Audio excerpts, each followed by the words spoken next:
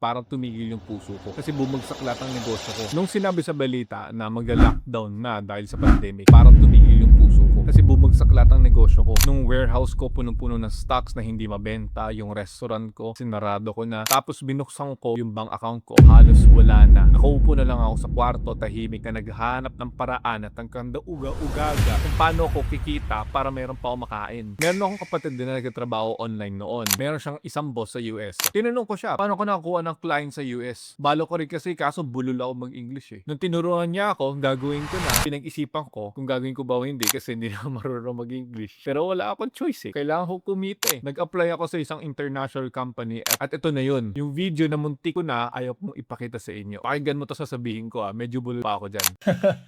Actually, that business is not actually what do you call this?